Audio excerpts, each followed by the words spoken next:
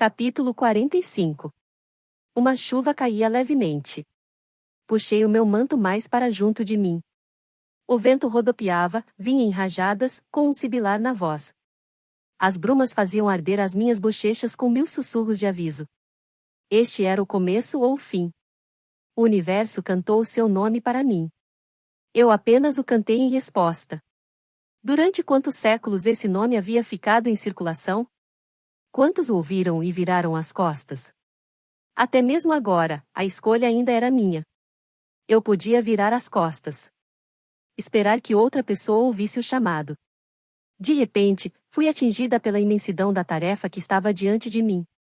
Eu era apenas a princesa Arabella de novo, inadequada, desprovida de voz e, talvez, acima de tudo, não bem-vinda. Mas o tempo estava se esgotando. Tinha que ser alguém. Pressionei 2 dedos junto aos meus lábios. Por Pauline. Berdi, Gwyneth, meus irmãos. Por Walter, Greta, Aster. Ergui a mão, dando voo às preces. E Caden. Que ele esteja vivo. E Raf. Que ele. Mas não havia pelo que pedir. Ele estava onde precisava estar. Cavalos batiam as patas no chão atrás de mim, e suas bufadas ficavam abafadas no ar pesado. Olhei para trás, para o padre Maguire, que estava esperando pelo meu sinal ao lado de Natia. Ele assentiu, com o suor escorrendo dos cabelos, os olhos fixos nos meus, como se ele sempre tivesse sabido que este momento chegaria. Há 17 anos, segurei uma garotinha que gritava em minhas mãos. Ergui-a aos deuses, rezando pela proteção dela e prometendo-lhe a minha. Não sou um tolo. Faço promessas aos deuses, não aos homens. A promessa dele aos deuses era uma moeda que tinha mais valor do que ouro para mim agora.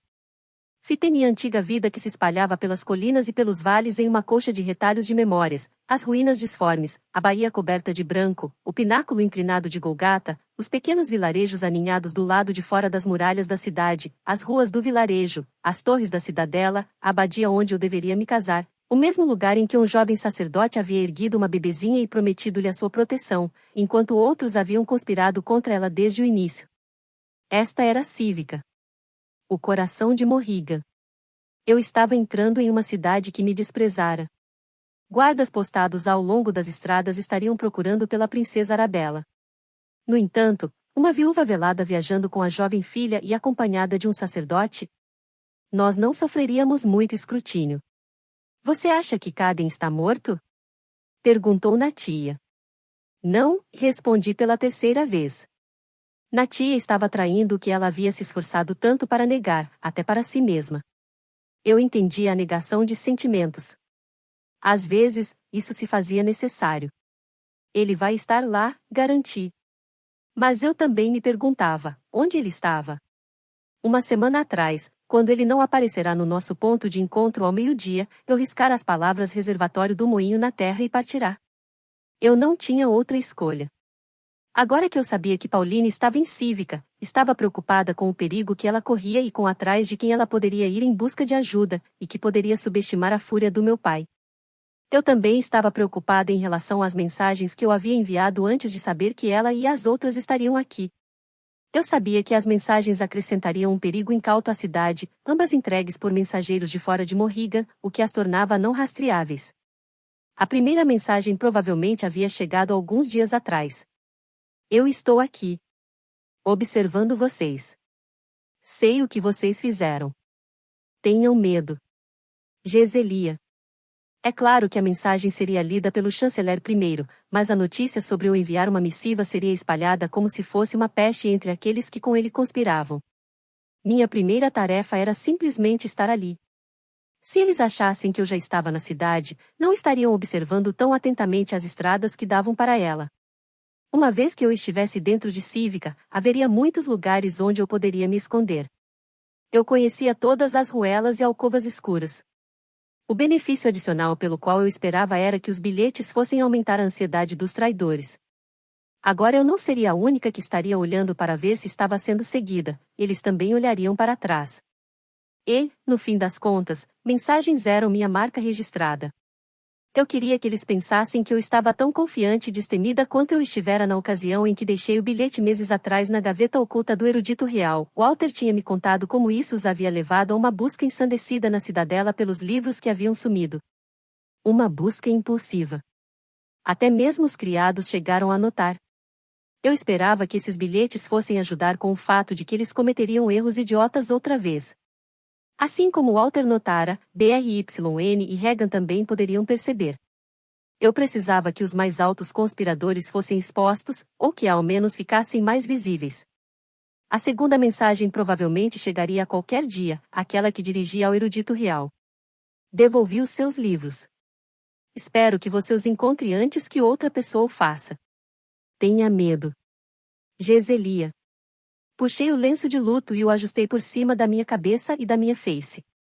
Eu já estava com enchimentos o bastante para inflar o manto de Berdi e disfarçar a minha forma. Está preparada? Perguntou-me Natia. Eu não tinha escolha senão estar preparada. Sim, respondi.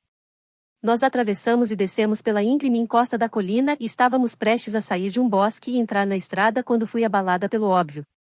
Parei o meu cavalo, com a cabeça latejando, as sombras das árvores girando ao meu redor. Como foi que eu não tinha considerado isso antes? Ah, meus deuses! Pauline está em Cívica. Natia parou perto de mim, alarmada. Não estou entendendo. Você já sabia disso. No entanto, eu estava tão preocupada com a segurança dela que não havia juntado os pensamentos e os fatos. Micael. Será que ele também estaria em Cívica? E se ela ouvisse? O que ele faria com ela? Arabella? Falou o padre Maguire atrás de mim. Tentei afastar a preocupação da minha mente. Talvez, se eu tivesse sorte, Micael estaria mesmo morto. Não é nada, falei, e estalei as rédeas, saindo aos trotes na estrada que dava para a Cívica. Logo antes do primeiro pequeno vilarejo solitário, havia uma barricada e um ponto de inspeção. 2 soldados estavam parando vagões e viajantes. Seu motivo para vir à cidade? Perguntou um soldado quando foi a nossa vez de passarmos. Negócios na abadia, respondeu o padre Maguire. Um soldado deu uma olhada superficial nas nossas bolsas, e um outro fez um movimento na direção da minha face. Seu véu, madame. Na mesma hora, o sacerdote entrou em um rompante de fúria. As coisas chegaram a este ponto? Ele berrou, revirando os olhos em direção aos céus. Eu posso responder por esta viúva e por sua filha, assim como os deuses. Vocês não têm nenhum respeito pelo luto? O jovem soldado ficou suficientemente envergonhado a ponto de apenas acenar para que passássemos. Além daquele, não havia mais outro ponto de inspeção. Exatamente como eu havia pensado, eles suspeitavam de que eu já estivesse dentro dos portões da cidade. Meu primeiro bilhete havia cumprido o seu papel no engodo. Quando passamos pelo último dos vilarejos isolados e entramos em cavalgada em Cívica, respirei aliviada. Eu estava dentro da cidade. A primeira tarefa fora concretizada. Nós descemos das nossas montarias, e usei uma bengala como um disfarce adicional enquanto caminhava pela rua apinhada de gente. Meu alívio foi momentâneo. Poucos minutos depois, conversas revelaram que o rei estava gravemente doente. Meus passos ficaram hesitantes com essa revelação. Interrompi as suas mulheres que ouvi falando isso enquanto elas analisavam uma rechonchuda abóbora na cesta de um mercado e tentei obter mais informações. Mas ouvi dizer que o rei só tinha uma doença pequena e passageira. Uma das mulheres grunhiu e revirou os olhos para a amiga, notando com desaprovação que eu estava escutando a conversa delas. Então ouviu errado. Minha prima Sophie trabalha na cidadela e ela me disse que estão mantendo uma vigília. A outra mulher balançou a cabeça.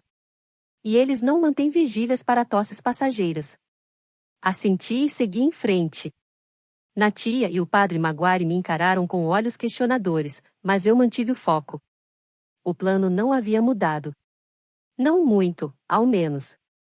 Dei o meu cavalo à Natia para que ela o colocasse em um estábulo e falei para a menina seguir em frente e ir até a abadia junto com o sacerdote, para completar a tarefa que eu pedirá, encontrar Pauline. Ela deveria ir a todas as estalagens e dizer que tinha informações para a moça que perguntara sobre uma parteira. Eles ou a mandariam seguir o seu caminho, caso não tivessem qualquer hóspede com tais necessidades, ou a levariam até Pauline. Uma vez que Natia a tivesse encontrado, ela deveria mandar que Pauline e as outras fossem até o reservatório do moinho. Pauline saberia a que lugar eu estava me referindo. Havia somente um que estava abandonado. O padre Maguire assentiu sobre a cabeça de Natia. Ele havia feito mais uma promessa para mim, a promessa de protegê-la caso os eventos saíssem absurdamente do meu controle. Parti em direção à cidadela, com a face coberta e as passadas tão rápidas quanto eu me atrevi a dá-las. Eu tinha 2 adagas escondidas debaixo do meu manto. Tentei esconder uma espada ali, mas ela era volumosa demais, e eu não poderia me arriscar ao azar de ser detectada. Meu pai estava saudável quando parti. Sim, ele tinha uns quilos a mais, mas estava robusto.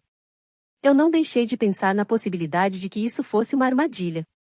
Provavelmente era. Para fazer com que a princesa se revelasse. Apelando para o seu lado sentimental. Se fosse este o caso, eles haviam dado uma cartada errada. Eu não podia mais me dar ao luxo de ter um lado sentimental. Quando virei a esquina e vi a cidadela, senti um aperto na garganta. Fitei os degraus, onde eu ficara inúmeras vezes com a minha família, esperando com impaciência por uma procissão, por uma cerimônia ou por algum anúncio importante, sempre enfiada em meio à segurança dos meus irmãos. Meu pai repousava a mão no meu ombro, e a mão da minha mãe no ombro de BRYN, geralmente para nos manter parados. Eu lutava contra a premência de subir correndo os degraus, de chamar por BRYN e Regan, de sair correndo pelo corredor e cumprimentar as minhas tias, encontrar a minha mãe e entrar correndo na cozinha em busca de alguma coisa recém-preparada no forno. Agora, guardas da cidadela estavam postados no perímetro. Embora eles fossem treinados no acampamento dos soldados, o uniforme deles fazia um contraste gritante em comparação com o dos soldados. Guardas usavam botas longas, pretas e altamente polidas, além de capacetes de metal socado. Mais deles estavam na parte de trás, nas sombras do pórtico, com as alabardas cruzadas na entrada da frente, que eu fora instruída a usar no dia do meu casamento. Meu estômago se revirava enquanto eu me lembrava dos meus frenéticos últimos minutos saindo pela porta dos criados em vez de sair pela frente, do momento em que o sol lampejou nos meus olhos e o dia se dividiu em 2, criando o antes e o depois da minha vida. Fiquei cautelosa na minha aproximação, diminuindo as passadas e encurvando os ombros, como uma viúva de luto. Eu tinha comprado um ramalhete de flores no caminho. Fui andando e subi no centro dos degraus, e um guarda veio na minha direção. Abaixei a minha voz, acrescentando um sotaque nortista a ela. Para o rei, falei, estilhando o ramalhete de flores a ele, junto com as minhas preces para sua recuperação.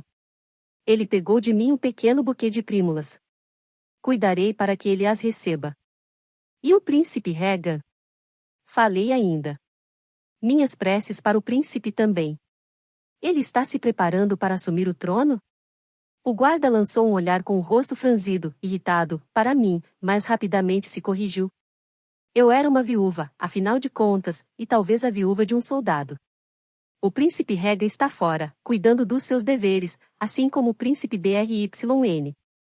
O rei não está tão doente assim que alguém tenha que se preocupar com sucessão agora. Um estratagema, exatamente como eu tinha pensado que fosse. Não havia qualquer vigília. Mas os meus irmãos não estavam em Cívica? Os 2 príncipes estão viajando? Perguntei. Cuidando de negócios do reino, como falei. A paciência dele estava esgotada. Senhora, eu preciso retornar ao meu posto. Abençoado seja, filho. No caminho de volta à abadia, usei um pouco mais do método de escavar informações para descobrir onde tinham ido BRYN e Regan. Mais guardas da cidadela, facilmente avistáveis por suas longas capas vermelhas, estavam posicionados nos cantos das ruas e ficaram felizes em aceitar presentes de pães doces confeitados de uma viúva corcunda. Ambos os príncipes, junto com os seus esquadrões, haviam ido até a cidade dos Sacramentos. Essa cidade não ficava longe, eram apenas uns poucos dias de cavalgada, mas o meu ânimo desabou. Eu precisava deles, não apenas como os meus irmãos que me apoiariam, mas como soldados em quem eu poderia confiar. Enquanto me afastava dali, pensei em como isso era estranho. Membros do gabinete, e não soldados, geralmente eram enviados em negócios do reino. Quando me aproximei de um grupo de soldados, reconheci um deles. Eu havia jogado cartas com ele em uma das minhas escapadas tarde da noite, nós havíamos feito piadas e demos risada juntos. Minha confiança aumentou, e, audaz, eu provoquei para saber mais detalhes do propósito da ida de BRYN e Rega até a cidade dos Sacramentos. Fiquei sabendo que eles iriam dedicar uma pedra memorial para o príncipe coroado e seus companheiros mortos. O soldado disse que a presença deles era necessária para amenizar dúvidas sobre a lealdade da família, semeada pela traição da princesa Arabella. Um dos outros soldados disse: ela matou o próprio irmão, sabia? Ela mesma enfiou a espada no peito do príncipe Walter. Fiquei com o olhar fixo nele, incapaz de permanecer curvada em cima da minha bengala. Não, eu não sabia disso. O supremo desprezo dele reverberava nos meus ouvidos. O próprio irmão. Os companheiros dele ecoaram aquele ódio. A princesa Arabella era uma traidora da pior espécie. Saí andando, estupefata, tentando entender como a terrível mentira do comissário sobre a minha decisão de me casar com ele poderia se transformar em algo pior. Como é que alguém poderia acreditar que eu mataria Walter? No entanto, eles acreditavam nisso, e nutriam uma repulsa fervente pela minha pessoa. Senti as mãos do comissário descendo pelos meus braços, tomando posse de mim, conhecendo-me, ainda jogando esse jogo de longe, sempre a mais a se tirar, conhecendo a melhor forma de me arruinar. O conteúdo do meu estômago subiu até a garganta, e eu me abaixei atrás de uma cabine. Arranquei o lenço do meu pescoço e me dobrei, vomitando, sentindo o gosto do veneno do comissário. Cuspi e limpei a boca. E se não fossem apenas esses soldados que acreditavam na mentira? E se todo mundo acreditasse naquilo? E se até mesmo os meus irmãos acreditassem nisso? Eu nunca conseguiria convencer quem quer que fosse de algo.